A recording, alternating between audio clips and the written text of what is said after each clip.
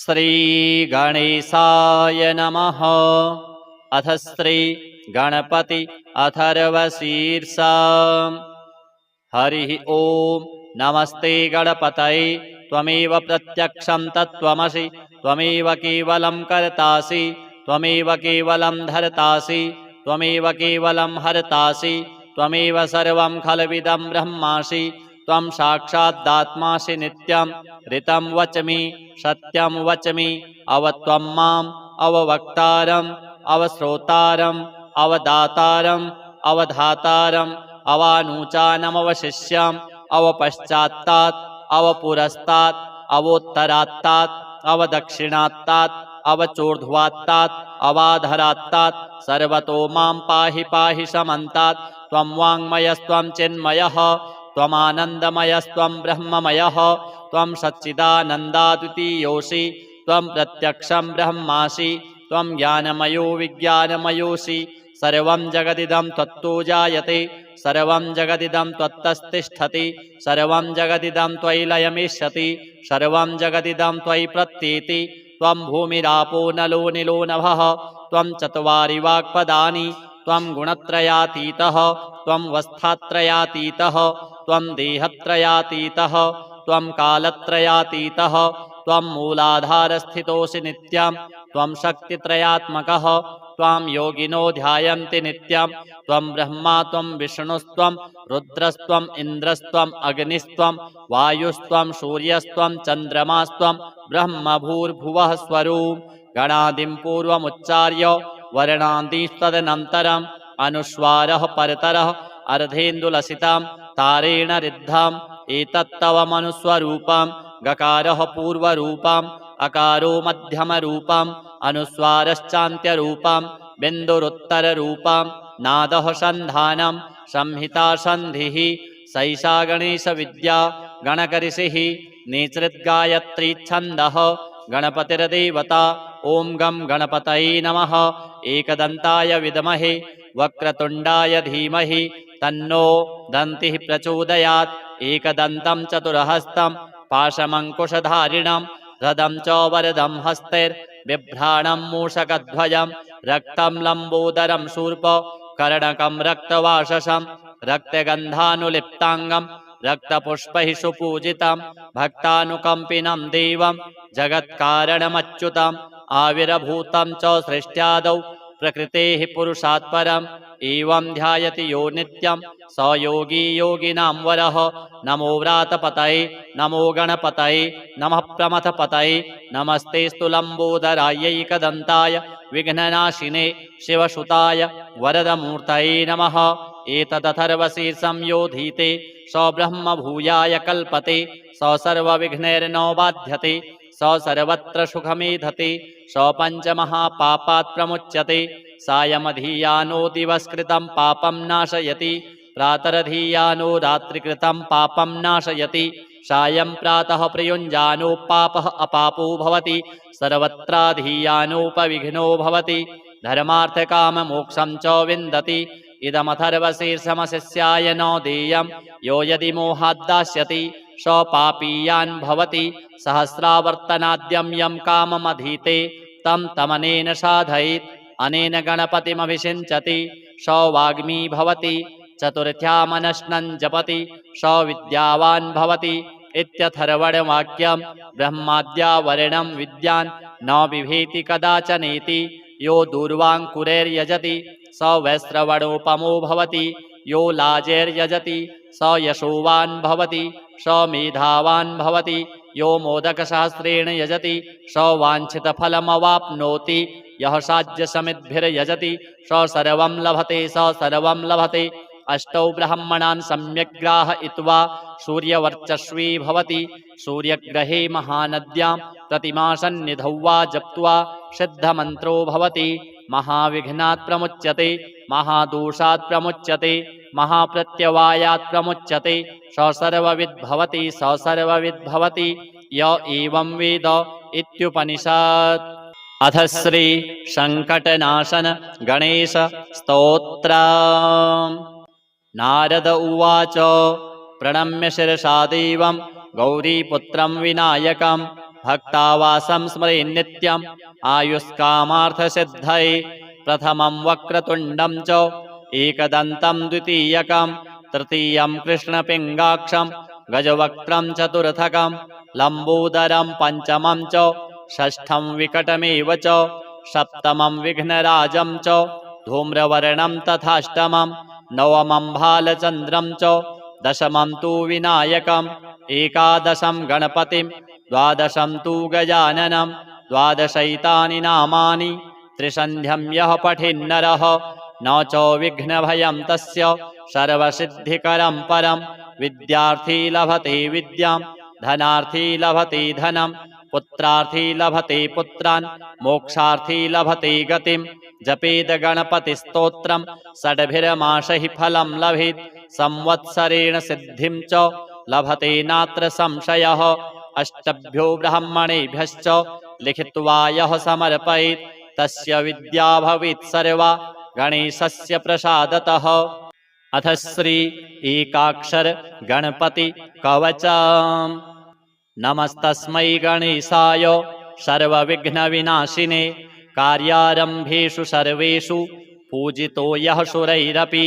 पार्वत्युवाच भगवन् देवदेवेश लोकानुग्रहकारकः इदानीं श्रोत्रिमिच्छामि कवचं यत्प्रकाशितम् एकाक्षरस्य मन्त्रस्य त्वया प्रीतेन चेतसा वदैतद्विधिवद्देव यदि ते वल्लभास्म्यहम्।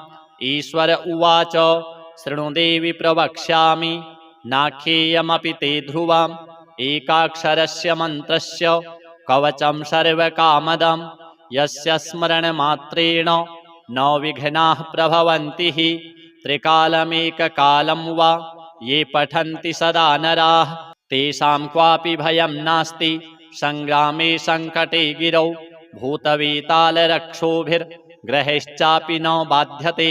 इदं कवचमज्ञात्वा यो जपेद्गणनायकं न च सिद्धिमाप्नोति मूढो वर्षशतैरपि। अघोरो मे यथा मन्त्रो मन्त्राणामुत्तमोत्तमः तथेदं कवचं देवि दुर्लभं भुवि मानवैः गोपनीयं प्रयत्नेन नाज्येयं यस्य कस्यचित् तव प्रीत्या महेशानि कवचं कथ्यतेऽद्भुतम् एकाक्षरस्य मन्त्रस्य गणकश्चर्षिरीरितः त्रिष्टुप्छन्दस्तु विघ्नेषु देवता परिकीर्तिता गम्बीजं शक्तिरोङ्कारः सर्वकामार्थसिद्धये सर्वविघ्नविनाशाय विनियोगस्तु कीर्तितः। ध्यानम् रक्ताम्भोजस्वरूपं लसदरुण सरोजाधिरूढं त्रिनेत्रं पाशं चैवाङ्कुशं वा वरदमभयदं बाहुभिर्धारयन्तं शक्त्या युक्तं गजास्यं पृथुतरजठरं नागयज्ञोपवीतं देवं चन्द्रार्धचूडं सकलभयहरं विघ्नराजं नमामि। अथ कवचम् गणेशो मे शिरः पातु भालं पातु गजाननः नेत्रे गणपतिः पातु गजकर्णः श्रुति मम कपोलौ गणनाथस्तु घ्राणं गन्धर्वपूजितः मुखं मे सुमुखः पातु चिबुकं गिरिजासुतः जिह्वां पातु गणक्रीडो दन्तान् रक्षतु दुर्मुखः वाचं विनायकः पातु कष्टं पातु महोत्कटः स्कन्धौ पातु गजस्कन्धो बाहु मे विघ्ननाशनः हस्तौ रक्षतु हेरम्बो वक्षः पातु महाबलः हृदयं मे गणपतिः उदरं मे महोदरः नाभिं गम्भीरहृदयः पृष्ठं पातु सुरप्रियः कटिं मे विकटः पातु गुह्यं मे गुहपूजितः ऊरू मे पातु कौमारं जानुनी च गणाधिपः जङ्घे गजप्रदः पातु गुल्फौ मे धूर्जटिप्रियः चरणौ दुर्जयः पातुर्साङ्गं गणनायकः आमोदो मे ग्रतः पातु प्रमोदः पातु पृष्ठतः दक्षिणे पातु सिद्धीशो वामे विघ्नधरार्चितः प्राच्यां रक्षतु मां नित्यं चिन्तामणिविनायकः आग्नेयां वक्रतुण्डो मे दक्षिणस्यामुमाशुतः नैररित्यां सर्वविघ्नेशः पातु नित्यं गणेश्वरः प्रतीच्यां सिद्धिदः पातु वायव्यां गजकर्णकः कौबेर्यां सर्वसिद्धीशः ईशान्यामीशनन्दनः ऊर्ध्वं विनायकः पातु अधो मूषकवाहनः दिवागोक्षीरधवलः पातु नित्यं गजाननः रात्रौ पातु गणक्रीडः सन्ध्योः सुरवन्दितः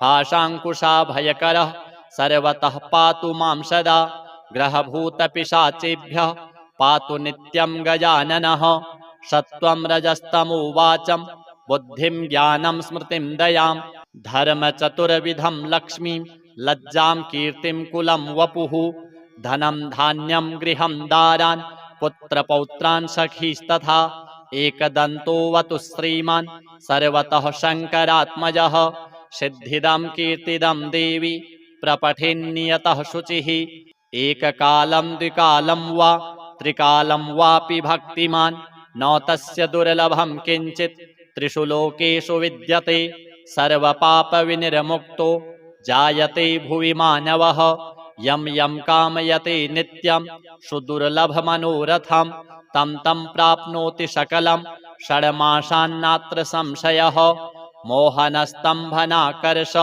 मारणोच्चाटनं वशं स्मरणादेव जायन्ते नात्र कार्या विचारणा सर्वविघ्नहरं देवं ग्रहपीडानिवारणं सर्वशत्रुक्षयकरं सर्वापत्तिनिवारणं धृत्वेदं कवचं देवी यो जपेन्मन्त्रमुत्तमं न वाच्यते स विघ्नौघैः कदाचिदपि कुत्रचित् भूर्जे लिखित्वा विधिवत् धारयेद्यो नरः शुचिः एकबाहुक्षिरः कण्ठे पूजयित्वा गणाधिपम् एकाक्षरस्य मन्त्रस्य कवचं देवि दुर्लभं यो धारयेन्महेशानि न विघ्नैः अभिभूयते गणेशहृदयं नाम कवचं सर्वसिद्धिदं पठित्वा पाठयित्वापि तस्य सिद्धिः करे स्थिता न प्रकाश्यं महेशानि कवचं यत्र कुत्रचित् दातव्यं भक्तियुक्ताय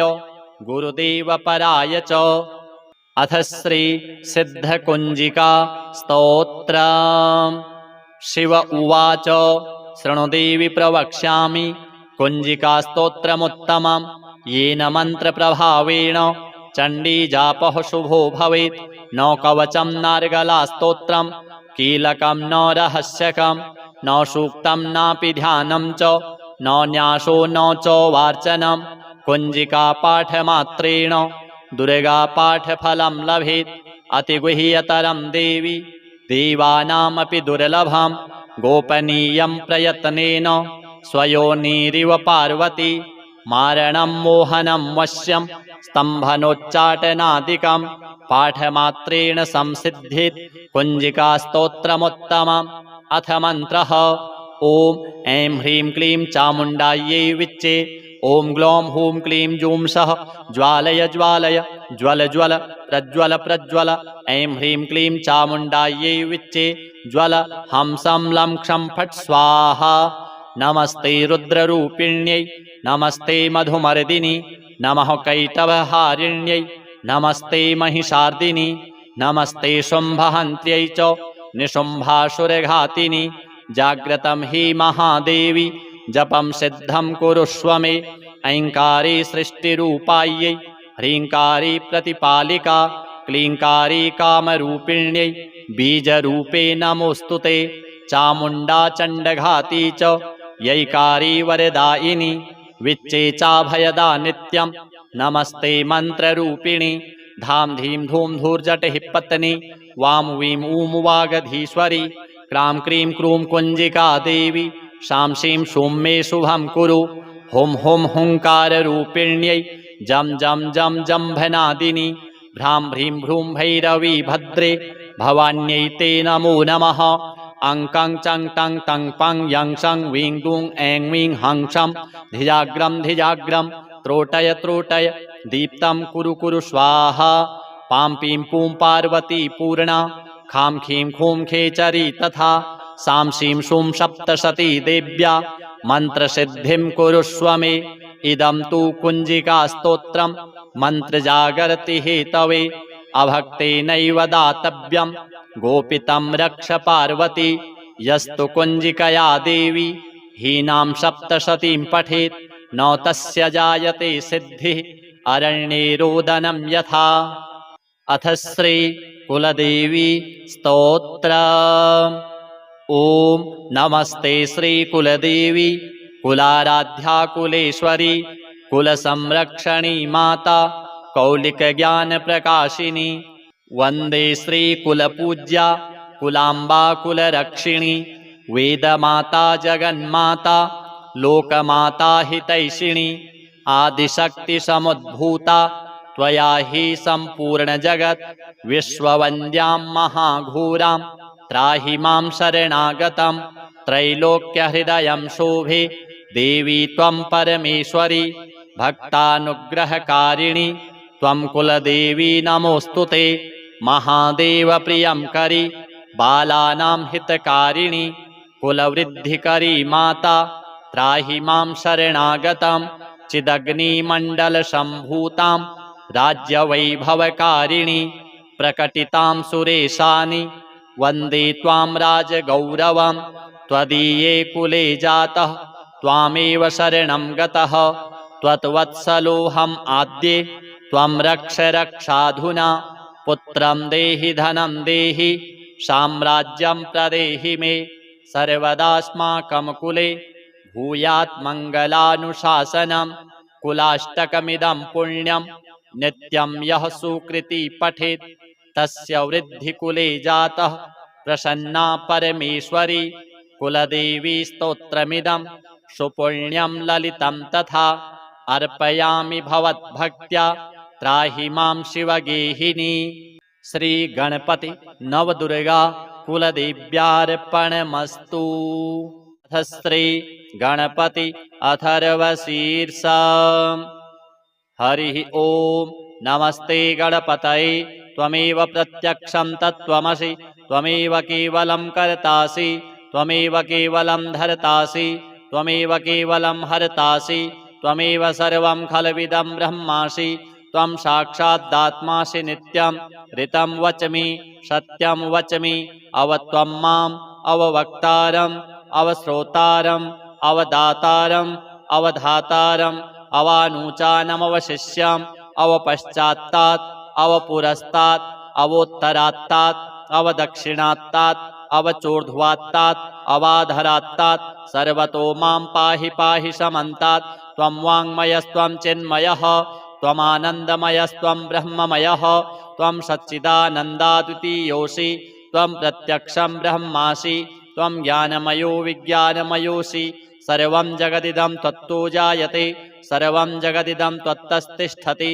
सर्वं जगदिदं त्वयि लयमिष्यति सर्वं जगदिदं त्वयि प्रत्येति त्वं भूमिरापो नलो निलो नभः त्वं चत्वारि वाक्पदानि त्वं गुणत्रयातीतः त्वं वस्थात्रयातीतः त्वं देहत्रयातीतः त्वं कालत्रयातीतः त्वं मूलाधारस्थितोऽसि नित्यं त्वं शक्तित्रयात्मकः त्वां योगिनो ध्यायन्ति नित्यं त्वं ब्रह्मा त्वं विष्णुस्त्वं रुद्रस्त्वम् इन्द्रस्त्वम् अग्निस्त्वं वायुस्त्वं सूर्यस्त्वं चन्द्रमास्त्वं ब्रह्म भूर्भुवः स्वरूप गणादिं पूर्वमुच्चार्य वर्णादिस्तदनन्तरम् अनुस्वारः परतरः अर्धेन्दुलसितां तारेण रिद्धम् एतत्तव मनुस्वरूपं गकारः पूर्वरूपम् अकारो मध्यमरूपम् अनुस्वारश्चान्त्यरूपम् बिन्दुरुत्तररूपम् नादः सन्धानं संहिता सन्धिः सैषा गणेशविद्या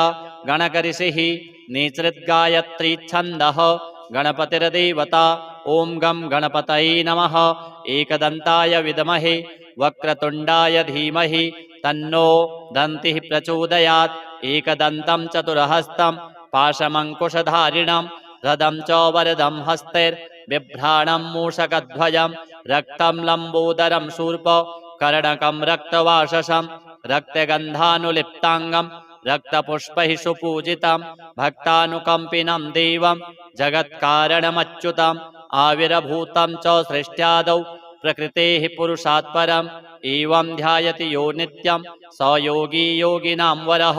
नमो व्रातपतये नमो गणपतये नमः प्रमथपतये नमस्तेऽस्तु लम्बोदरायैकदन्ताय विघ्ननाशिने शिवसुताय वरदमूर्तये नमः। एतदथर्वशीर्षं योधीते स ब्रह्मभूयाय कल्पते स सर्वविघ्नैर्नो बाध्यते स सर्वत्र सुखमेधते स पञ्चमहापापात् प्रमुच्यते। सायमधीयानो दिवस्कृतं पापं नाशयति प्रातरधीयानो रात्रिकृतं पापं नाशयति। सायं प्रातः प्रयुञ्जानो पापः अपापो भवति सर्वत्राधीयानोपविघ्नो भवति धर्मार्थकाममोक्षं च विन्दति। इदमथर्वशीर्षमशिष्याय न देयं यो यदि मोहाद्दास्यति स पापीयान् भवति। सहस्रावर्तनाद्यं यं काममधीते तं तमनेन साधयेत् अनेन गणपतिमभिषिञ्चति स वाग्मी भवति। चतुर्थ्यामनश्नं जपति स विद्यावान् भवति इत्यथर्वणवाक्यं। ब्रह्माद्यावरणं विद्यान् न बिभेति कदाचनेति यो दूर्वाङ्कुरैर्यजति स वैश्रवणोपमो भवति। यो लाजैर्यजति स यशोवान् भवति स मेधावान् भवति। यो मोदकसहस्रेण यजति स वाञ्छितफलमवाप्नोति। यः साज्यसमिद्भिर्यजति स सर्वं लभते स सर्वं लभते। अष्टौ ब्राह्मणान् सम्यग्ग्राहयित्वा सूर्यवर्चस्वी भवति। सूर्यग्रहे महानद्यां प्रतिमासन्निधौ वा जप्त्वा सिद्धमन्त्रो भवति। महाविघ्नात् प्रमुच्यते महादोषात् प्रमुच्यते महाप्रत्यवायात् प्रमुच्यते स सर्वविद्भवति स सर्वविद्भवति य एवं वेद इत्युपनिषत्। अथ श्री संकटनाशन गणेश स्तोत्रम्। नारद उवाच प्रणम्य शिरसा देवं गौरीपुत्रं विनायकं भक्तावासं स्मरेन्नित्यम् आयुष्कामार्थसिद्धये। प्रथमं वक्रतुण्डं च एकदन्तं द्वितीयकं तृतीयं कृष्णपिङ्गाक्षं गजवक्त्रं चतुर्थकं लम्बोदरं पञ्चमं च षष्ठं विकटमेव च सप्तमं विघ्नराजं च धूम्रवर्णं तथाष्टमं नवमं भालचन्द्रं च दशमं तु विनायकम् एकादशं गणपतिं द्वादशं तु गजाननं द्वादशैतानि नामानि त्रिसन्ध्यं यः पठेन्नरः न च विघ्नभयं तस्य सर्वसिद्धिकरं परं। विद्यार्थी लभते विद्यां धनार्थी लभते धनं पुत्रार्थी लभते पुत्रान् मोक्षार्थी लभते गतिं। जपेद गणपतिस्तोत्रं षड्भिर्मासैः फलं लभेत् संवत्सरेण सिद्धिं च लभते नात्र संशयः। अष्टभ्यो ब्राह्मणेभ्यश्च लिखित्वा यः समर्पयेत् तस्य विद्या भवेत् सर्वा गणेशस्य प्रसादतः। अथ श्री एकाक्षर गणपति कवचम्। नमस्तस्मै गणेशाय सर्वविघ्नविनाशिने कार्यारम्भेषु सर्वेषु पूजितो यः सुरैरपि। पार्वत्युवाच भगवन् देवदेवेश लोकानुग्रहकारकः इदानीं श्रोत्रिमिच्छामि कवचं यत्प्रकाशितम् एकाक्षरस्य मन्त्रस्य त्वया प्रीतेन चेतसा वदैतद्विधिवद्देव यदि ते वल्लभास्म्यहम्।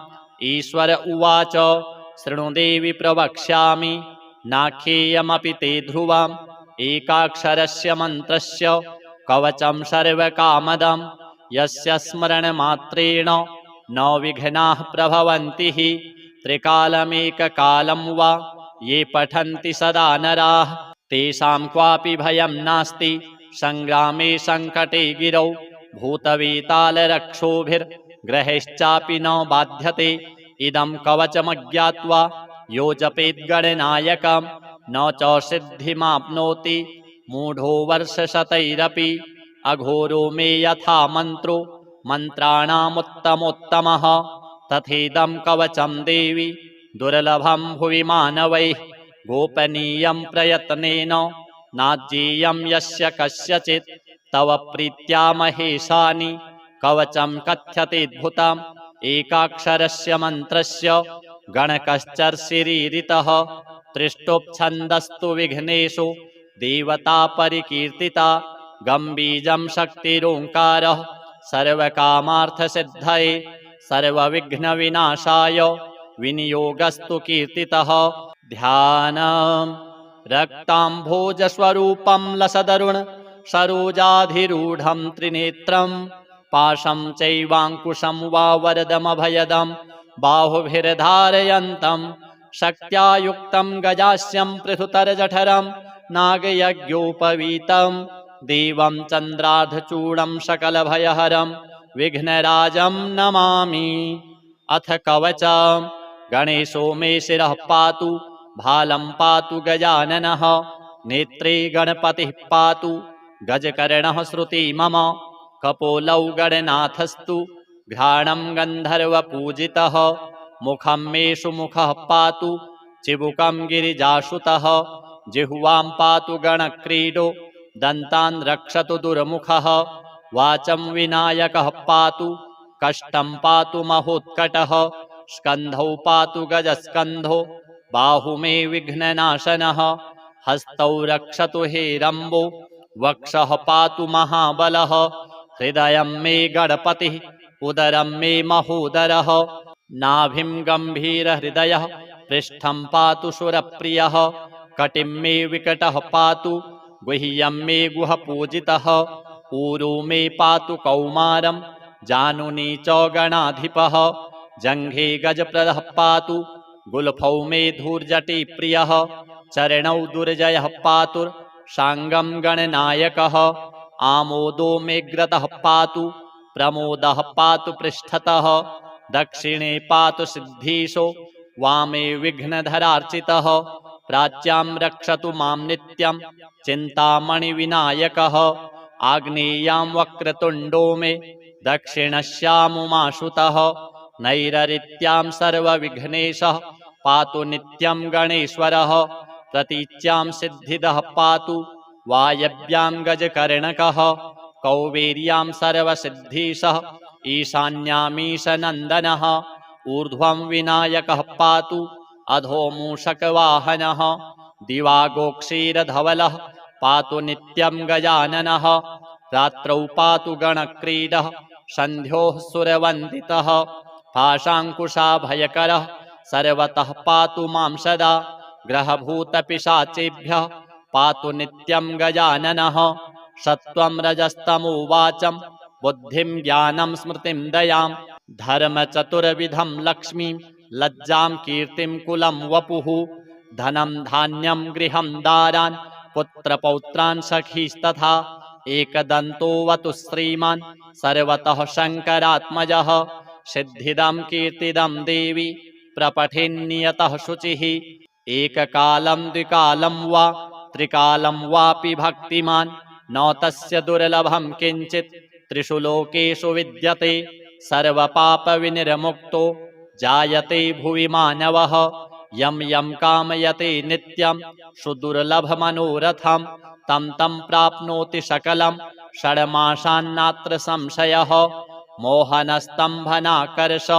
मारणोच्चाटनं वशं स्मरणादेव जायन्ते नात्र कार्या विचारणा सर्वविघ्नहरं देवं ग्रहपीडानिवारणं सर्वशत्रुक्षयकरं सर्वापत्तिनिवारणं धृत्वेदं कवचं देवी यो जपेन्मन्त्रमुत्तमं न वाच्यते स विघ्नौघैः कदाचिदपि कुत्रचित् भूर्जे लिखित्वा विधिवत् धारयेद्यो नरः शुचिः एकबाहोक्षिरः कण्ठे पूजयित्वा गणाधिपम् एकाक्षरस्य मन्त्रस्य कवचं देवी दुर्लभं यो धारयेन्महेशानि न विघ्नैः अभिभूयते गणेशहृदयं नाम कवचं सर्वसिद्धिदं पठित्वा पाठयित्वापि तस्य सिद्धिः करे स्थिता न प्रकाश्यं महेशानि कवचं यत्र कुत्रचित् दातव्यं भक्तियुक्ताय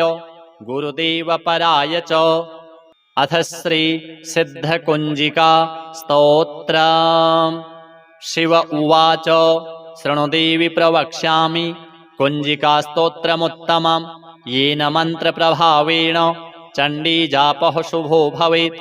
न कवचं नार्गला स्तोत्रं कीलकं न रहस्यकं न सूक्तं नापि ध्यानं च न न्यासो न च वार्चनं कुञ्जिका पाठमात्रेण दुर्गा पाठफलं लभेत्। अतिगुह्यतरं देवी देवानामपि दुर्लभं गोपनीयं प्रयत्नेन स्वयोनिरिव पार्वती मारणं मोहनं वश्यं स्तम्भनोच्चाटनादिकं पाठमात्रेण संसिद्धित् कुञ्जिकास्तोत्रमुत्तमम्। अथ मन्त्रः ॐ ऐं ह्रीं क्लीं चामुण्डायै विच्चे ॐ ग्लौं हूं क्लीं जूं सः ज्वालय ज्वालय ज्वल ज्वल प्रज्वल प्रज्वल। ऐं ह्रीं क्लीं चामुण्डायै विच्चे ज्वल हंसं लं क्षं फट् स्वाहा। नमस्ते रुद्ररूपिण्यै नमस्ते मधुमर्दिनि नमः कैटभहारिण्यै नमस्ते महिषार्दिनि नमस्ते शुम्भहन्त्यै च निशुम्भासुरघातिनि। जाग्रतं हि महादेवी जपं सिद्धं कुरुष्व मे ऐङ्कारी सृष्टिरूपायै ह्रीङ्कारी प्रतिपालिका क्लीङ्कारी कामरूपिण्यै बीजरूपे नमोऽस्तु ते। चामुण्डा चण्डघाती च यैकारी वरदायिनी विच्चे चाभयदा नित्यं नमस्ते मन्त्ररूपिणी। धाम धीं धूम धूर्जटिः पत्नी वां वीं ऊं वागधीश्वरी क्रां क्रीं क्रूं कुञ्जिका देवी शां शीं शूं मे शुभं कुरु। हुं हुं हुङ्काररूपिण्यै जं जं जं जम्भनादिनी भ्रां भ्रीं भ्रूं भैरवी भद्रे भवान्यै ते नमो नमः। अं कं चं टं तं पं यं शं वीं दूं ऐं वीं हं शं धिजाग्रं धिजाग्रं त्रोटय त्रोटय दीप्तं कुरु कुरु स्वाहा। पां पीं पूं पार्वती पूर्णा खां खीं खूं खेचरी तथा सां शीं शूं सप्तशती देव्या मन्त्रसिद्धिं कुरुष्व मे। इदं तु कुञ्जिकास्तोत्रं मन्त्रजागर्ति हेतवे अभक्तेनैव दातव्यं गोपितं रक्ष पार्वती। यस्तु कुञ्जिकया देवी हीनां सप्तशतीं पठेत् न तस्य जायते सिद्धिः अरण्ये रोदनं यथा। अथ श्री कुलदेवी स्तोत्र। ॐ नमस्ते श्री कुलदेवी कुलाराध्या कुलेश्वरी कुलसंरक्षणी माता कौलिकज्ञानप्रकाशिनी। वन्दे श्री कुलपूज्या कुलाम्बा कुलरक्षिणी वेदमाता जगन्माता लोकमाता हितैषिणी। आदिशक्तिसमुद्भूता त्वया हि सम्पूर्णजगत् विश्ववन्द्यां महाघोरां त्राहि मां शरणागतं। त्रैलोक्यहृदयं शोभे देवी त्वं परमेश्वरी भक्तानुग्रहकारिणी त्वं कुलदेवी नमोऽस्तु ते। महादेवप्रियं करि बालानां हितकारिणी कुलवृद्धिकरी माता त्राहि मां शरणागतं। चिदग्निमण्डलसम्भूतां राज्यवैभवकारिणी प्रकटितां सुरेशानि वन्दे त्वां राजगौरवं। त्वदीये कुले जातः त्वामेव शरणं गतः त्वत्वत्सलोऽहम् आद्ये त्वं रक्ष रक्षाधुना। पुत्रं देहि धनं देहि साम्राज्यं प्रदेहि मे सर्वदास्माकं कुले भूयात् मङ्गलानुशासनं। कुलाष्टकमिदं पुण्यं नित्यं यः सुकृती पठेत् तस्य वृद्धिकुले जातः प्रसन्ना परमेश्वरी। कुलदेवी स्तोत्रमिदं सुपुण्यं ललितं तथा अर्पयामि भवद्भक्त्या त्राहि मां शिवगेहिनी। श्री गणपति नवदुर्गा कुलदेव्यार्पणमस्तु। अथ श्री गणपति अथर्वशीर्षा। हरिः ॐ नमस्ते गणपतये त्वमेव प्रत्यक्षं तत्त्वमसि त्वमेव केवलं कर्तासि त्वमेव केवलं धर्तासि त्वमेव केवलं हर्तासि त्वमेव सर्वं खल्विदं ब्रह्मासि। त्वं साक्षादात्मासि नित्यं ऋतं वच्मि सत्यं वच्मि।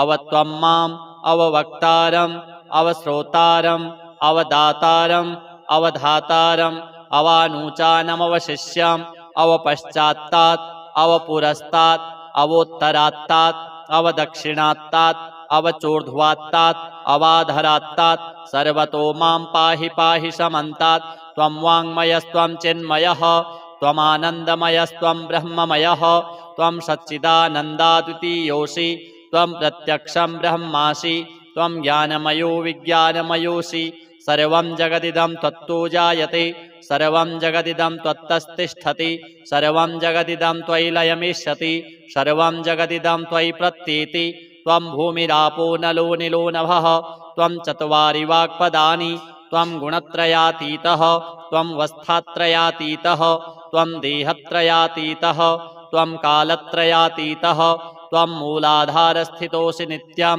त्वं शक्तित्रयात्मकः त्वां योगिनो ध्यायन्ति नित्यं त्वं ब्रह्मा त्वं विष्णुस्त्वं रुद्रस्त्वम् इन्द्रस्त्वम् अग्निस्त्वं वायुस्त्वं सूर्यस्त्वं चन्द्रमास्त्वं ब्रह्मभूर्भुवः स्वरूप गणादिं पूर्वमुच्चार्य वर्णादिस्तदनन्तरम् अनुस्वारः परतरः अर्धेन्दुलसितां तारेण रिद्धम् एतत्तव मनुस्वरूपं गकारः पूर्वरूपम् अकारो मध्यमरूपम् अनुस्वारश्चान्त्यरूपम् बिन्दुरुत्तररूपम् नादः सन्धानं संहिता सन्धिः सैषा गणेशविद्या गणकऋषिः निसृद्गायत्री छन्दः गणपतिर्देवता ॐ गं गणपतये नमः एकदन्ताय विद्महे वक्रतुण्डाय धीमहि तन्नो दन्तिः प्रचोदयात् एकदन्तं चतुर्हस्तं पाशमङ्कुशधारिणं रदं च वरदं हस्तैर्बिभ्राणं मूषकध्वजं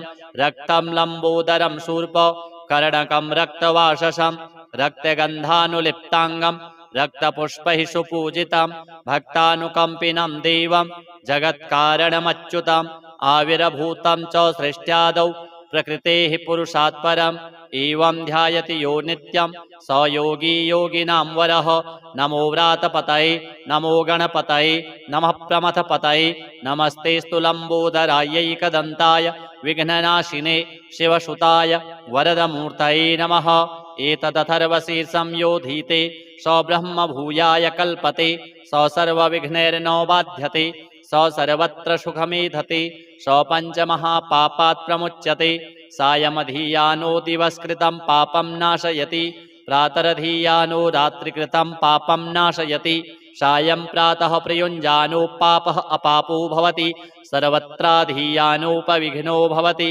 धर्मार्थकाममोक्षं च विन्दति इदमथर्वशीर्षमशिष्याय न देयं यो यदि मोहाद्दास्यति स पापीयान् भवति सहस्रावर्तनाद्यं यं काममधीते तं तमनेन साधयेत् अनेन गणपतिमभिषिञ्चति स वाग्मी भवति चतुर्थ्यामनश्नं जपति स विद्यावान् भवति इत्यथर्वणवाक्यं ब्रह्माद्या वर्णं विद्यान् न बिभेति कदाचनेति यो दूर्वाङ्कुरैर्यजति स वैश्रवणोपमो भवति यो लाजैर्यजति स यशोवान् भवति स मेधावान् भवति यो मोदकसहस्रेण यजति स वाञ्छितफलमवाप्नोति यः साज्यसमिद्भिर्यजति स सर्वं लभते स सर्वं लभते अष्टौ ब्राह्मणान् सम्यक् ग्राहयित्वा सूर्यवर्चस्वी भवति सूर्यग्रहे महानद्यां प्रतिमासन्निधौ वा जप्त्वा सिद्धमन्त्रो भवति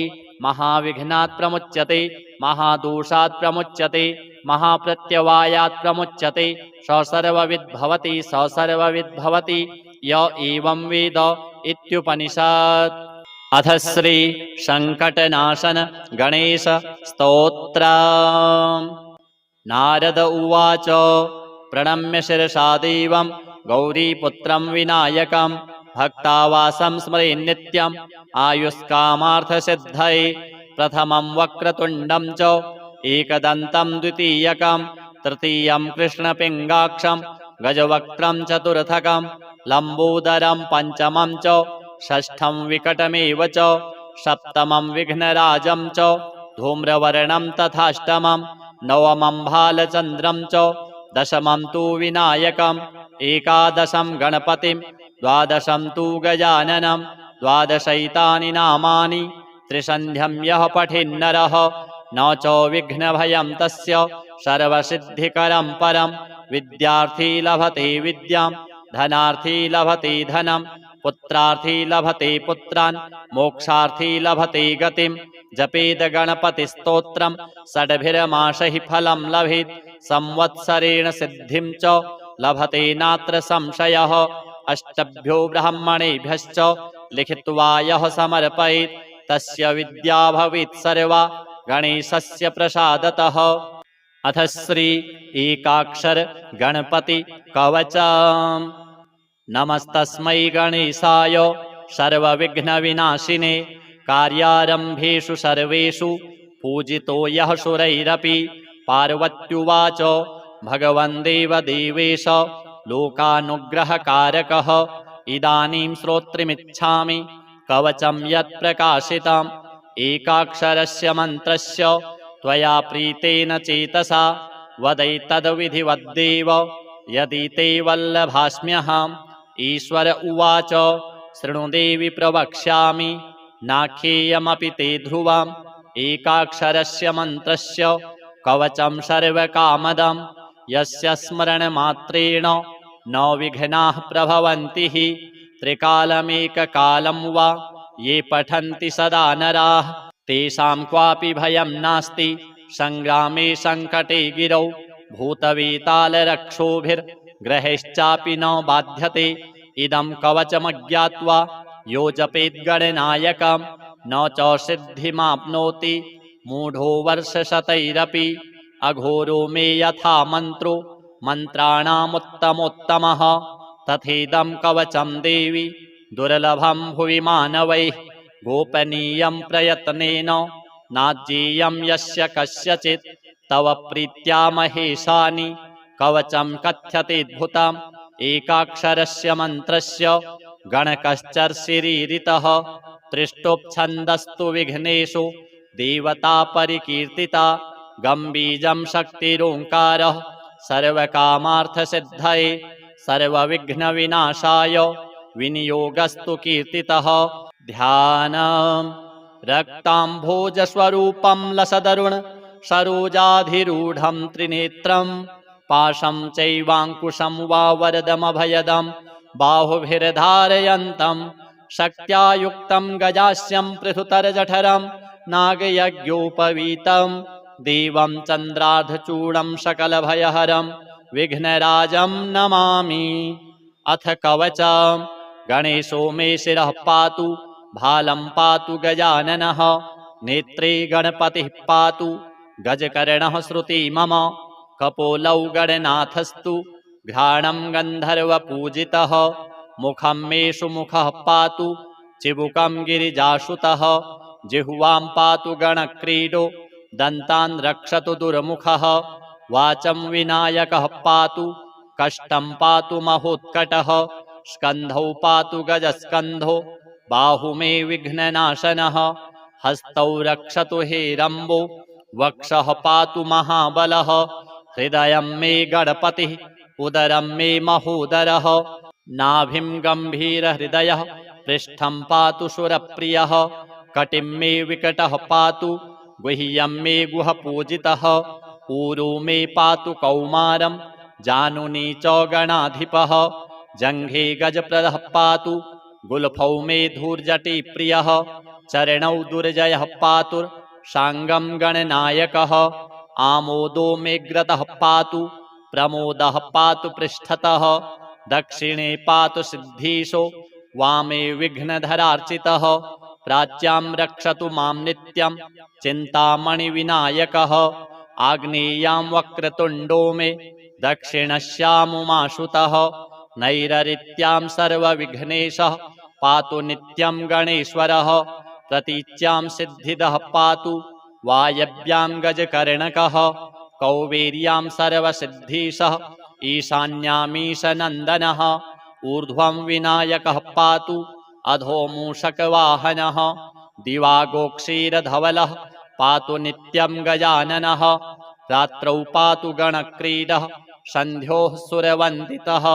पाशाङ्कुशाभयकरः सर्वतः पातु मां सदा ग्रहभूतपिशाचेभ्यः पातु नित्यं गजाननः सत्त्वं रजस्तमो वाचं बुद्धिं ज्ञानं स्मृतिं दयां धर्मचतुर्विधं लक्ष्मीं लज्जां कीर्तिं कुलं वपुः धनं धान्यं गृहं दारान् पुत्रपौत्रान् सखीस्तथा एकदन्तो वतु श्रीमान् सर्वतः शङ्करात्मजः सिद्धिदं कीर्तिदं देवी प्रपठेन्नियतः शुचिः एककालं द्विकालं वा त्रिकालं वापि भक्तिमान् न तस्य दुर्लभं किञ्चित् त्रिषु लोकेषु विद्यते सर्वपापविनिर्मुक्तो जायते भुवि मानवः यं यं कामयते नित्यं सुदुर्लभमनोरथं तं तं प्राप्नोति सकलं षड्मासान्नात्र संशयः मोहनस्तम्भनाकर्ष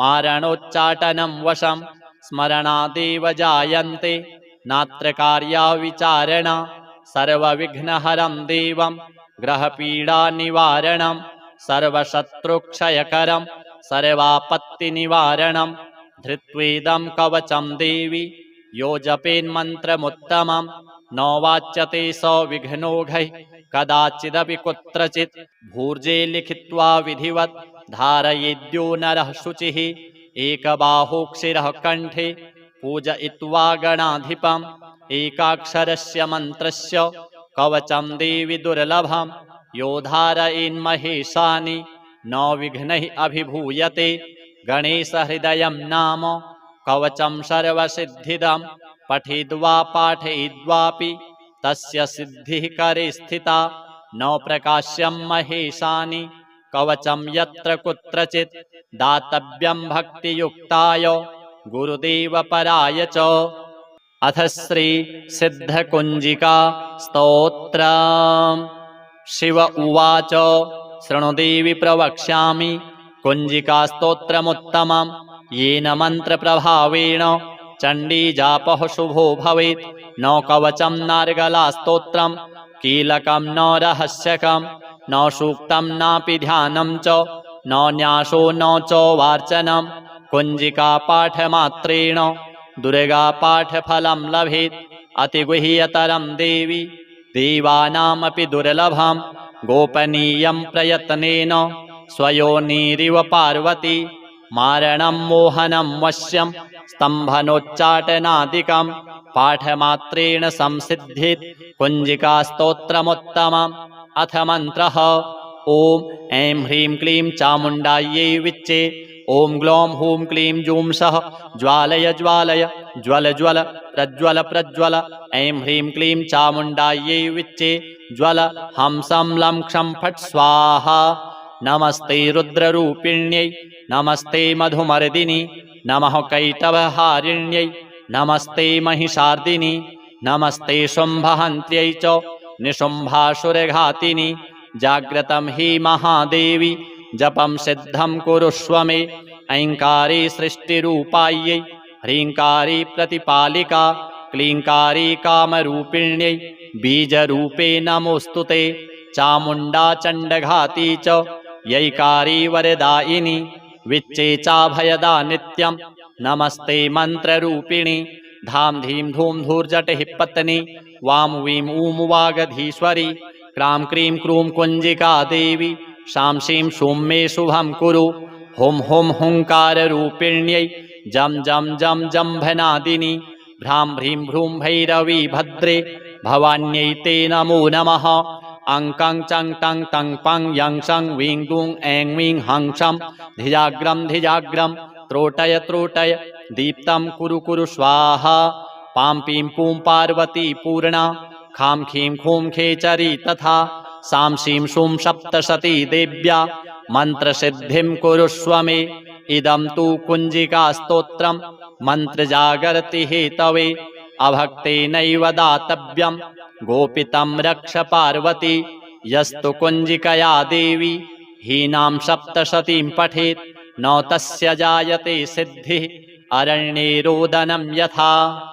अथ श्री कुलदेवी स्तोत्रम्।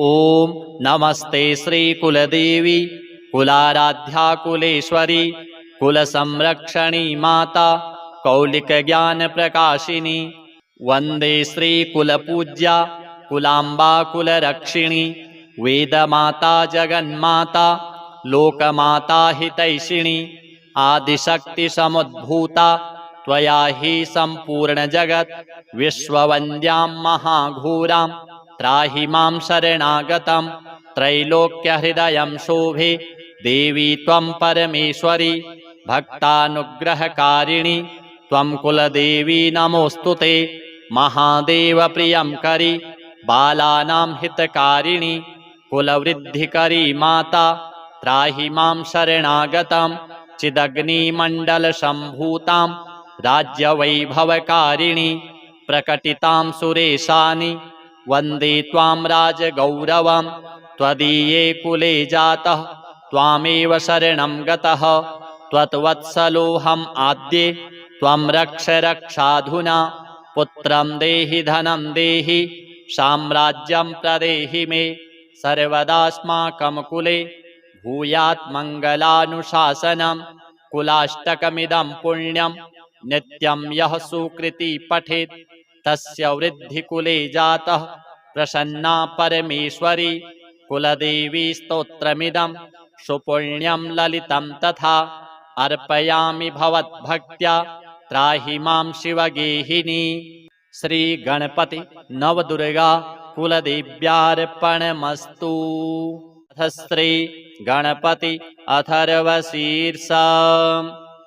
हरिः ओम नमस्ते गणपतये त्वमेव प्रत्यक्षं तत्त्वमसि त्वमेव केवलं कर्तासि त्वमेव केवलं धर्तासि त्वमेव केवलं हर्तासि त्वमेव सर्वं खल्विदं ब्रह्मासि त्वं साक्षादात्मासि नित्यं ऋतं वच्मि सत्यं वच्मि अवत्वं माम् अववक्तारम् अवश्रोतारम् अवदातारम् अवधातारम् अवानुचानमवशिष्यम् अवपश्चात्तात् अवपुरस्तात् अवोत्तरात्तात् अवदक्षिणात्तात् अवचोर्ध्वात्तात् अवाधरात्तात् सर्वतो मां पाहि पाहि समन्तात् त्वं वाङ्मयस्त्वं चिन्मयः त्वमानन्दमयस्त्वं ब्रह्ममयः त्वं सच्चिदानन्दाद्वितीयोऽसि त्वं प्रत्यक्षं ब्रह्मासि त्वं ज्ञानमयो विज्ञानमयोऽसि सर्वं जगदिदं त्वत्तो जायते सर्वं जगदिदं त्वत्तस्तिष्ठति सर्वं जगदिदं त्वयि लयमिष्यति सर्वं जगदिदं त्वयि प्रत्येति त्वं भूमिरापो नलो निलो नभः त्वं चत्वारि वाक्पदानि त्वं गुणत्रयातीतः त्वं वस्थात्रयातीतः त्वं देहत्रयातीतः त्वं कालत्रयातीतः त्वं मूलाधारस्थितोऽसि नित्यं त्वं शक्तित्रयात्मकः त्वां योगिनो ध्यायन्ति नित्यं त्वं ब्रह्मा त्वं विष्णुस्त्वं रुद्रस्त्वम् इन्द्रस्त्वम् अग्निस्त्वं वायुस्त्वं सूर्यस्त्वं चन्द्रमास्त्वं ब्रह्मभूर्भुवः स्वरूप गणादिं पूर्वमुच्चार्य वर्णादिस्तदनन्तरम् अनुस्वारः परतरः अर्धेन्दुलसितां तारेण रिद्धम् एतत्तव मनुस्वरूपं गकारः पूर्वरूपम् अकारो मध्यमरूपम् अनुस्वारश्चान्त्यरूपम् बिन्दुरुत्तररूपम् नादः सन्धानं संहिता सन्धिः सैषा गणेशविद्या गणकऋषिः नेतृद्गायत्री छन्दः गणपतिर्देवता ॐ गं गणपतये नमः एकदन्ताय विद्महे वक्रतुण्डाय धीमहि तन्नो दन्तिः प्रचोदयात् एकदन्तं चतुर्हस्तं पाशमङ्कुशधारिणं रदं च वरदं हस्तैर्बिभ्राणं मूषकध्वजं रक्तं लम्बोदरं शूर्प कर्णकं रक्तवाससं रक्तगन्धानुलिप्ताङ्गं रक्तपुष्पैः सुपूजितं भक्तानुकम्पिनं देवं जगत्कारणमच्युतम् आविर्भूतं च सृष्ट्यादौ प्रकृतेः पुरुषात् परम् एवं ध्यायति यो नित्यं स योगी योगिनां वरः। नमो व्रातपतये नमो गणपतये नमः प्रमथपतये नमस्तेऽस्तु लम्बोदरायैकदन्ताय विघ्ननाशिने शिवसुताय वरदमूर्तये नमः। एतदथर्वशीर्षं योधीते स ब्रह्मभूयाय कल्पते स सर्वविघ्नैर्नो बाध्यते स सर्वत्र सुखमेधते स पञ्चमहापापात् प्रमुच्यते सायमधीयानो दिवस्कृतं पापं नाशयति प्रातरधीयानो रात्रिकृतं पापं नाशयति सायं प्रातः प्रयुञ्जानो पापः अपापो भवति सर्वत्राधीयानोपविघ्नो भवति धर्मार्थकाममोक्षं च विन्दति इदमथर्वशीर्षमशिष्याय न देयं यो यदि मोहाद्दास्यति स पापीयान् भवति सहस्रावर्तनाद्यं यं काममधीते तं तमनेन साधयेत् अनेन गणपतिमभिषिञ्चति स वाग्मी भवति चतुर्थ्यामनश्नं जपति स विद्यावान् भवति इत्यथर्वणवाक्यं ब्रह्माद्यावरणं विद्यान् न बिभेति कदाचनेति यो दूर्वाङ्कुरैर्यजति स वैश्रवणोपमो भवति यो लाजैर्यजति स यशोवान् भवति स मेधावान् भवति यो मोदकसहस्रेण यजति स वाञ्छितफलमवाप्नोति यः साज्यसमिद्भिर्यजति स सर्वं लभते स सर्वं लभते अष्टौ ब्राह्मणान् सम्यक् ग्राहयित्वा सूर्यवर्चस्वी भवति सूर्यग्रहे महानद्यां प्रतिमासन्निधौ वा जप्त्वा सिद्धमन्त्रो भवति महाविघ्नात् प्रमुच्यते महादोषात् प्रमुच्यते महाप्रत्यवायात् प्रमुच्यते स सर्वविद् भवति स सर्वविद् भवति य एवं वेद इत्युपनिषत्। अथ श्री संकटनाशन गणेश स्तोत्रम्।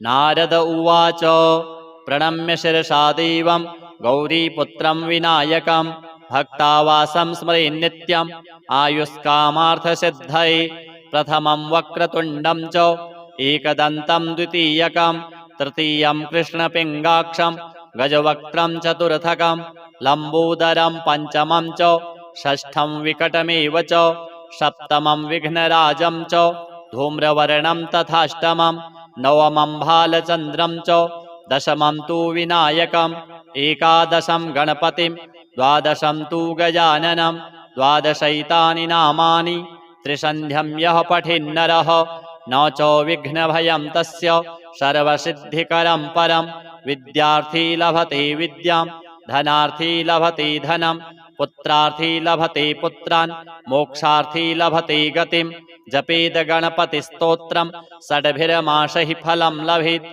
संवत्सरेण सिद्धिं च लभते नात्र संशयः अष्टभ्यो ब्राह्मणेभ्यश्च लिखित्वा यः समर्पयेत् तस्य विद्या भवेत् सर्वा गणेशस्य प्रसादतः। अथ श्री एकाक्षर गणपति कवचम्। नमस्तस्मै गणेशाय सर्वविघ्नविनाशिने कार्यारम्भेषु सर्वेषु पूजितो यः सुरैरपि। पार्वत्युवाच भगवन् देवदेवेश लोकानुग्रहकारकः इदानीं श्रोत्रिमिच्छामि कवचं यत् प्रकाशितम् एकाक्षरस्य मन्त्रस्य त्वया प्रीतेन चेतसा वदैतद्विधिवद्देव यदि ते वल्लभास्म्यहम्। ईश्वर उवाच शृणु देवि प्रवक्ष्यामि नाख्येयमपि ते ध्रुवम् एकाक्षरस्य मन्त्रस्य कवचं सर्वकामदं यस्य स्मरणमात्रेण न विघ्नाः प्रभवन्ति हि त्रिकालमेककालं वा ये पठन्ति सदा नराः तेषां क्वापि भयं नास्ति संग्रामे संकटे गिरौ भूतवेतालरक्षोभिर्ग्रहैश्चापि न बाध्यते। इदं कवचमज्ञात्वा यो जपेद्गणनायकं न च सिद्धिमाप्नोति मूढो वर्षशतैरपि। अघोरो मे यथा मन्त्रो मन्त्राणामुत्तमोत्तमः तथेदं कवचं देवि दुर्लभं भुवि मानवैः गोपनीयं प्रयत्नेन नाज्येयं यस्य कस्यचित् तव प्रीत्या महेशानि कवचं कथ्यतेऽद्भुतम् एकाक्षरस्य मन्त्रस्य गणकश्चर्षिरीरितः त्रिष्टुप्छन्दस्तु विघ्नेषु देवता परिकीर्तिता गम्बीजं शक्तिरोङ्कारः सर्वकामार्थसिद्धये सर्वविघ्नविनाशाय विनियोगस्तु कीर्तितः। ध्यानम् रक्ताम्भोजस्वरूपं लसदरुण सरोजाधिरूढं त्रिनेत्रं पाशं चैवाङ्कुशं वा वरदमभयदं बाहुभिर्धारयन्तं शक्त्या युक्तं गजास्यं पृथुतरजठरं नागयज्ञोपवीतं देवं चन्द्रार्धचूडं सकलभयहरं विघ्नराजं नमामि। अथ कवचम् गणेशो मे शिरः पातु, भालं पातु गजाननः, नेत्रे गणपतिः पातु, गजकर्णः श्रुति मम, कपोलौ गणनाथस्तु, घ्राणं गन्धर्वपूजितः, मुखं मे सुमुखः पातु, चिबुकं गिरिजासुतः, जिह्वां पातु गणक्रीडो, दन्तान् रक्षतु दुर्मुखः, वाचं विनायकः पातु, कष्टं पातु महोत्कटः, स्कन्धौ पातु गजस्कन्धो, बाहु मे विघ्ननाशनः, हस्तौ रक्षतु हेरम्बो, वक्षः पातु महाबलः, हृदयं मे गणपतिः, उदरं मे महोदरः, नाभिं गम्भीरहृदयः, पृष्ठं पातु सुरप्रियः, कटिं मे विकटः पातु, गुह्यं मे गुहपूजितः, ऊरू मे पातु कौमारं, जानुनी च गणाधिपः, जङ्घे गजप्रदः पातु, गुल्फौ मे धूर्जटिप्रियः, चरणौ दुर्जयः पातु, साङ्गं गणनायकः, आमोदो मेऽग्रतः पातु, प्रमोदः पातु पृष्ठतः, दक्षिणे पातु सिद्धीशो, वामे विघ्नधरार्चितः, प्राच्यां रक्षतु मां नित्यं, चिन्तामणिविनायकः, आग्नेयां वक्रतुण्डो मे, दक्षिणस्यामुमाशुतः, नैररित्यां सर्वविघ्नेशः, पातु नित्यं गणेश्वरः, प्रतीच्यां सिद्धिदः पातु, वायव्यां गजकर्णकः, कौवेर्यां सर्वसिद्धीशः, ईशान्यामीशनन्दनः, ऊर्ध्वं विनायकः पातु, अधो मूषकवाहनः, दिवागोक्षीरधवलः, पातु नित्यं गजाननः, रात्रौ पातु गणक्रीडः, सन्ध्योः सुरवन्दितः, पाशाङ्कुशाभयकरः, सर्वतः पातु मां सदा, ग्रहभूतपिशाचेभ्यः पातु नित्यं गजाननः, सत्त्वं रजस्तमो वाचं, बुद्धिं ज्ञानं स्मृतिं दयां, धर्मचतुर्विधं लक्ष्मीं, लज्जां कीर्तिं कुलं वपुः, धनं धान्यं गृहं दारान्, पुत्रपौत्रान् सखीस्तथा, एकदन्तोऽवतु श्रीमान्, सर्वतः शङ्करात्मजः, सिद्धिदं कीर्तिदं देवी, प्रपठेन्नियतः शुचिः, एककालं द्विकालं वा त्रिकालं वापि भक्तिमान्, न तस्य दुर्लभं किञ्चित् त्रिषु लोकेषु विद्यते, सर्वपापविनिर्मुक्तो जायते भुवि मानवः, यं यं कामयते नित्यं सुदुर्लभमनोरथं, तं तं प्राप्नोति सकलं, षड्मासान्नात्र संशयः, मोहनस्तम्भनाकर्ष मारणोच्चाटनं वशं, स्मरणादेव जायन्ते नात्र कार्या विचारणा, सर्वविघ्नहरं देवं ग्रहपीडानिवारणं, सर्वशत्रुक्षयकरं सर्वापत्तिनिवारणं, धृत्वेदं कवचं देवी यो जपेन्मन्त्रमुत्तमं, न वाच्यते स विघ्नौघैः कदाचिदपि कुत्रचित्, भूर्जे लिखित्वा विधिवत् धारयेद्यो नरः शुचिः, एकबाहोक्षिरः कण्ठे पूजयित्वा गणाधिपम्, एकाक्षरस्य मन्त्रस्य कवचं देवि दुर्लभं, यो धारयेन्महेशानि न विघ्नैः अभिभूयते, गणेशहृदयं नाम कवचं सर्वसिद्धिदं, पठित्वा पाठयित्वापि तस्य सिद्धिः करे स्थिता, न प्रकाश्यं महेशानि कवचं यत्र कुत्रचित्, दातव्यं भक्तियुक्ताय गुरुदेवपराय च। अथ श्री सिद्धकुञ्जिका स्तोत्रम्। शिव उवाच शृणु देवि प्रवक्ष्यामि कुञ्जिकास्तोत्रमुत्तमं, येन मन्त्रप्रभावेण चण्डीजापः शुभो भवेत्, न कवचं नार्गलास्तोत्रं, कीलकं न रहस्यकं, न सूक्तं नापि ध्यानं च, न न्यासो न च वार्चनं, कुञ्जिकापाठमात्रेण दुर्गापाठफलं लभेत्, अतिगुह्यतरं देवि देवानामपि दुर्लभं, गोपनीयं प्रयत्नेन स्वयोनिरिव पार्वती, मारणं मोहनं वश्यं स्तम्भनोच्चाटनादिकं, पाठमात्रेण संसिद्धित् कुञ्जिकास्तोत्रमुत्तमम्। अथ मन्त्रः ॐ ऐं ह्रीं क्लीं चामुण्डायै विच्चे। ॐ ग्लौं हूं क्लीं जूं सः ज्वालय ज्वालय ज्वल ज्वल प्रज्वल प्रज्वल। ऐं ह्रीं क्लीं चामुण्डायै विच्चे ज्वल हं सं लं क्षं फट् स्वाहा। नमस्ते रुद्ररूपिण्यै नमस्ते मधुमर्दिनि नमः कैटभहारिण्यै नमस्ते महिषार्दिनि नमस्ते शुम्भहन्त्यै च निशुम्भासुरघातिनि। जाग्रतं हि महादेवी जपं सिद्धं कुरुष्व मे। ऐङ्कारी सृष्टिरूपायै ह्रीङ्कारी प्रतिपालिका क्लीङ्कारी कामरूपिण्यै बीजरूपे नमोऽस्तु ते। चामुण्डा चण्डघाती च यैकारी वरदायिनी विच्चे चाभयदा नित्यं नमस्ते मन्त्ररूपिणि।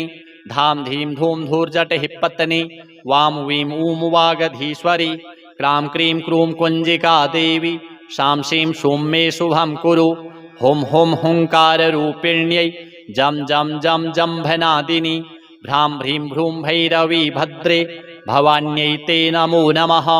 अं कं चं टं तं पं यं शं वीं दूं ऐं वीं हं शं धिजाग्रं धिजाग्रं त्रोटय त्रोटय दीप्तं कुरु कुरु स्वाहा। पां पीं पूं पार्वती पूर्णा खां खीं खूं खेचरी तथा सां शीं शूं सप्तशती देव्या मन्त्रसिद्धिं कुरुष्व मे।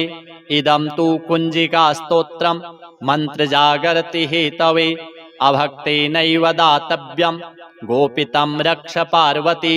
यस्तु कुञ्जिकया देवी हीनां सप्तशतीं पठेत् न तस्य जायते सिद्धिः अरण्ये रोदनं यथा। अथ श्री कुलदेवी स्तोत्र। ॐ नमस्ते श्री कुलदेवी कुलाराध्या कुलेश्वरी कुलसंरक्षणी माता कौलिकज्ञानप्रकाशिनी। वन्दे श्रीकुलपूज्या कुलाम्बा कुलरक्षिणी वेदमाता जगन्माता लोकमाता हितैषिणी। आदिशक्तिसमुद्भूता त्वया हि सम्पूर्णजगत् विश्ववन्द्यां महाघोरां त्राहि मां शरणागतं। त्रैलोक्यहृदयं शोभे देवी त्वं परमेश्वरी भक्तानुग्रहकारिणी त्वं कुलदेवी नमोऽस्तु ते। महादेवप्रियं करि बालानां हितकारिणि कुलवृद्धिकरी माता त्राहि मां शरणागतं। चिदग्निमण्डलसम्भूतां राज्यवैभवकारिणि प्रकटितां सुरेशानि वन्दे त्वां राजगौरवं। त्वदीये कुले जातः त्वामेव शरणं गतः त्वत्वत्सलोऽहम् आद्ये त्वं रक्ष रक्षाधुना। पुत्रं देहि धनं देहि साम्राज्यं प्रदेहि मे सर्वदास्माकं कुले भूयात् मङ्गलानुशासनं। कुलाष्टकमिदं पुण्यं नित्यं यः सुकृती पठेत् तस्य वृद्धिकुले जातः प्रसन्ना परमेश्वरी। कुलदेवी स्तोत्रमिदं सुपुण्यं ललितं तथा अर्पयामि भवद्भक्त्या त्राहि मां शिवगेहिनी। श्रीगणपति नवदुर्गा कुलदेव्यार्पणमस्तु। अथ श्री गणपति अथर्वशीर्षा। हरिः ॐ नमस्ते गणपतये त्वमेव प्रत्यक्षं तत्त्वमसि त्वमेव केवलं कर्तासि त्वमेव केवलं धर्तासि त्वमेव केवलं हर्तासि त्वमेव सर्वं खल्विदं ब्रह्मासि। त्वं साक्षादात्मासि नित्यं ऋतं वच्मि सत्यं वच्मि। अव त्वं माम् अववक्तारम् अवश्रोतारम् अवदातारम् अवधातारम् अवानूचानमवशिष्यम् अवपश्चात्तात् अवपुरस्तात् अवोत्तरात्तात् अवदक्षिणात्तात् अवचोर्ध्वात्तात् अवाधरात्तात् सर्वतो मां पाहि पाहि समन्तात्। त्वं वाङ्मयस्त्वं चिन्मयः त्वमानन्दमयस्त्वं ब्रह्ममयः त्वं सच्चिदानन्दाद्वितीयोऽसि त्वं प्रत्यक्षं ब्रह्मासि त्वं ज्ञानमयो विज्ञानमयोऽसि। सर्वं जगदिदं त्वत्तो जायते सर्वं जगदिदं त्वत्तस्तिष्ठति सर्वं जगदिदं त्वयि लयमिष्यति सर्वं जगदिदं त्वयि प्रत्येति त्वं भूमिरापो नलो निलो नभः त्वं चत्वारि वाक्पदानि त्वं गुणत्रयातीतः त्वं वस्थात्रयातीतः त्वं देहत्रयातीतः त्वं कालत्रयातीतः त्वं मूलाधारस्थितोऽसि नित्यं त्वं शक्तित्रयात्मकः त्वां योगिनो ध्यायन्ति नित्यं त्वं ब्रह्मा त्वं विष्णुस्त्वं रुद्रस्त्वम् इन्द्रस्त्वम् अग्निस्त्वं वायुस्त्वं सूर्यस्त्वं चन्द्रमास्त्वं ब्रह्मभूर्भुवः स्वरूप गणादिं पूर्वमुच्चार्य वर्णादीस्तदनन्तरम् अनुस्वारः परतरः अर्धेन्दुलसितां तारेण रिद्धाम् एतत्तवमनुस्वरूपम् गकारः पूर्वरूपम् अकारो मध्यमरूपम् अनुस्वारश्चान्त्यरूपम् बिन्दुरुत्तररूपम् नादः सन्धानम् संहिता सन्धिः सैषा गणेशविद्या गणकऋषिः निसृद्गायत्री छन्दः गणपतिर्देवता ॐ गं गणपतये नमः एकदन्ताय विद्महे वक्रतुण्डाय धीमहि तन्नो दन्तिः प्रचोदयात् एकदन्तं चतुर्हस्तं पाशमङ्कुशधारिणं रदं च वरदं हस्तैर्बिभ्राणं मूषकध्वजं रक्तं लम्बोदरं शूर्प कर्णकं रक्तवाससं रक्तगन्धानुलिप्ताङ्गं रक्तपुष्पैः सुपूजितं भक्तानुकम्पिनं देवं जगत्कारणमच्युतम् आविर्भूतं च सृष्ट्यादौ प्रकृतेः पुरुषात् परम् एवं ध्यायति यो नित्यं स योगी योगिनां वरः नमो व्रातपतये नमो गणपतये नमः प्रमथपतये नमस्तेऽस्तु लम्बोदरायैकदन्ताय विघ्ननाशिने शिवसुताय वरदमूर्तये नमः एतदथर्वशीर्षं योधीते स ब्रह्म भूयाय कल्पते स सर्वविघ्नैर्नो बाध्यते स सर्वत्र सुखमेधते स पञ्चमहापापात् प्रमुच्यते सायमधीयानो दिवस्कृतं पापं नाशयति प्रातरधीयानो रात्रिकृतं पापं नाशयति सायं प्रातः प्रयुञ्जानो पापः अपापो भवति सर्वत्राधीयानोपविघ्नो भवति धर्मार्थकाममोक्षं च विन्दति इदमथर्वशीर्षमशिष्याय न देयं यो यदि मोहाद्दास्यति स पापीयान् भवति सहस्रावर्तनाद्यं यं काममधीते तं तमनेन साधयेत् अनेन गणपतिमभिषिञ्चति स वाग्मी भवति चतुर्थ्यामनश्नं जपति स विद्यावान् भवति इत्यथर्वणवाक्यं ब्रह्माद्यावरणं विद्यान् न बिभेति कदाचनेति यो दूर्वाङ्कुरैर्यजति स वैश्रवणोपमो भवति यो लाजैर्यजति स यशोवान् भवति स मेधावान् भवति यो मोदकसहस्रेण यजति स वाञ्छितफलमवाप्नोति यः साज्यसमिद्भिर्यजति स सर्वं लभते स सर्वं लभते अष्टौ ब्राह्मणान् सम्यग्ग्राहयित्वा सूर्यवर्चस्वी भवति सूर्यग्रहे महानद्यां प्रतिमासन्निधौ वा जप्त्वा सिद्धमन्त्रो भवति महाविघ्नात् प्रमुच्यते महादोषात् प्रमुच्यते महाप्रत्यवायात् प्रमुच्यते स सर्वविद्भवति स सर्वविद्भवति य एवं वेद इत्युपनिषत्। अथ श्री संकटनाशन गणेश स्तोत्रम्। नारद उवाच प्रणम्य शिरसा देवं गौरीपुत्रं विनायकं भक्तावासं स्मरे नित्यम् आयुष्कामार्थसिद्धये प्रथमं वक्रतुण्डं च एकदन्तं द्वितीयकं तृतीयं कृष्णपिङ्गाक्षं गजवक्त्रं चतुर्थकं लम्बोदरं पञ्चमं च षष्ठं विकटमेव च सप्तमं विघ्नराजं च धूम्रवर्णं तथाष्टमं नवमं भालचन्द्रं च दशमं तु विनायकम् एकादशं गणपतिं द्वादशं तु गजाननं द्वादशैतानि नामानि त्रिसन्ध्यं यः पठेन्नरः न च विघ्नभयं तस्य सर्वसिद्धिकरं परं विद्यार्थी लभते विद्यां धनार्थी लभते धनं पुत्रार्थी लभते पुत्रान् मोक्षार्थी लभते गतिं जपेद गणपतिस्तोत्रं षड्भिर्मासैः फलं लभेत् संवत्सरेण सिद्धिं च लभते नात्र संशयः अष्टभ्यो ब्राह्मणेभ्यश्च लिखित्वा यः समर्पयेत् तस्य विद्या भवेत् सर्वा गणेशस्य प्रसादतः। अथ श्री एकाक्षर गणपति कवचम्। नमस्तस्मै गणेशाय सर्वविघ्नविनाशिने कार्यारम्भेषु सर्वेषु पूजितो यः सुरैरपि। पार्वत्युवाच भगवन् देवदेवेश लोकानुग्रहकारकः इदानीं श्रोत्रिमिच्छामि कवचं यत्प्रकाशितम् एकाक्षरस्य मन्त्रस्य त्वया प्रीतेन चेतसा वदैतद्विधिवद्देव यदि ते वल्लभास्म्यहम्। ईश्वर उवाच शृणु देवि प्रवक्ष्यामि नाख्येयमपि ते ध्रुवम् एकाक्षरस्य मन्त्रस्य कवचं सर्वकामदम् यस्य स्मरणमात्रेण न विघ्नाः प्रभवन्ति हि। त्रिकालमेककालं वा ये पठन्ति सदा नराः तेषां क्वापि भयं नास्ति संग्रामे संकटे गिरौ भूतवेतालरक्षोभिर्ग्रहैश्चापि न बाध्यते। इदं कवचमज्ञात्वा यो जपेत् गणनायकं न च सिद्धिमाप्नोति मूढो वर्षशतैरपि। अघोरो मे यथा मन्त्रो मन्त्राणामुत्तमोत्तमः तथेदं कवचं देवि दुर्लभं भुवि मानवैः गोपनीयं प्रयत्नेन नाज्येयं यस्य कस्यचित्।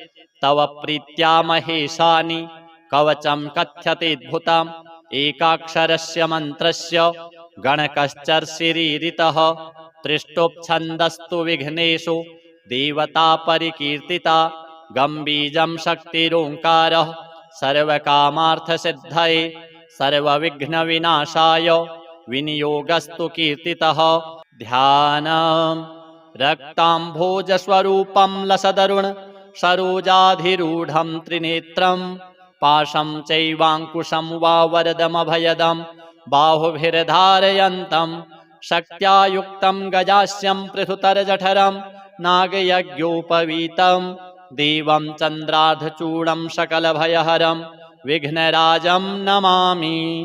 अथ कवचम् गणेशो मे शिरः पातु भालं पातु गजाननः नेत्रे गणपतिः पातु गजकर्णः श्रुति मम कपोलौ गणनाथस्तु घ्राणं गन्धर्वपूजितः मुखं मे सुमुखः पातु चिबुकं गिरिजासुतः जिह्वां पातु गणक्रीडो दन्तान् रक्षतु दुर्मुखः वाचं विनायकः पातु कष्टं पातु महोत्कटः स्कन्धौ पातु गजस्कन्धो बाहु मे विघ्ननाशनः हस्तौ रक्षतु हेरम्बो वक्षः पातु महाबलः हृदयं मे गणपतिः उदरं मे महोदरः नाभिं गम्भीरहृदयः पृष्ठं पातु सुरप्रियः कटिं मे विकटः पातु गुह्यं मे गुहपूजितः ऊरू मे पातु कौमारं जानुनी च गणाधिपः जङ्घे गजप्रदः पातु गुल्फौ मे धूर्जटिप्रियः चरणौ दुर्जयः पातुर्साङ्गं गणनायकः आमोदो मे ग्रतः पातु प्रमोदः पातु पृष्ठतः दक्षिणे पातु सिद्धीशो वामे विघ्नधरार्चितः प्राच्यां रक्षतु मां नित्यं चिन्तामणिविनायकः आग्नेयां वक्रतुण्डो मे दक्षिणस्यामुमाशुतः नैररित्यां सर्वविघ्नेशः पातु नित्यं गणेश्वरः प्रतीच्यां सिद्धिदः पातु वायव्यां गजकर्णकः कौवेर्यां सर्वसिद्धीशः ईशान्यामीशनन्दनः ऊर्ध्वं विनायकः पातु अधो मूषकवाहनः दिवागोक्षीरधवलः पातु नित्यं गजाननः रात्रौ पातु गणक्रीडः सन्ध्योः सुरवन्दितः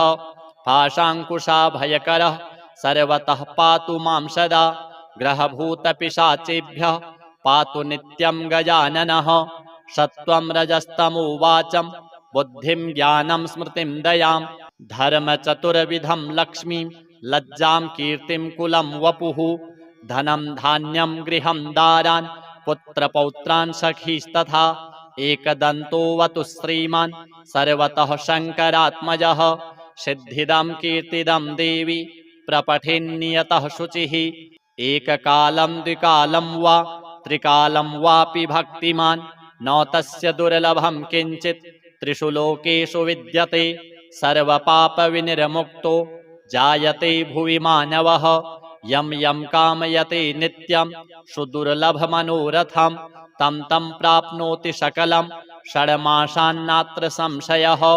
मोहनस्तम्भनाकर्ष मारणोच्चाटनं वशं स्मरणादेव जायन्ते नात्र कार्या विचारणा।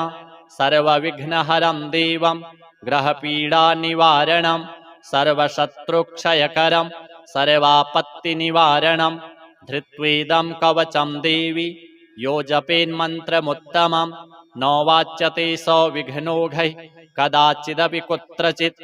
भूर्जे लिखित्वा विधिवत् धारयेद्यो नरः शुचिः एकबाहोक्षिरः कण्ठे पूजयित्वा गणाधिपम् एकाक्षरस्य मन्त्रस्य कवचं देवि दुर्लभं यो धारयेन्महेशानि न विघ्नैः अभिभूयते। गणेशहृदयं नाम कवचं सर्वसिद्धिदं पठित्वा पाठयित्वापि तस्य सिद्धिः करे स्थिता। न प्रकाश्यं महेशानि कवचं यत्र कुत्रचित् दातव्यं भक्तियुक्ताय गुरुदेवपराय च। अथ श्री सिद्धकुञ्जिका स्तोत्रम्।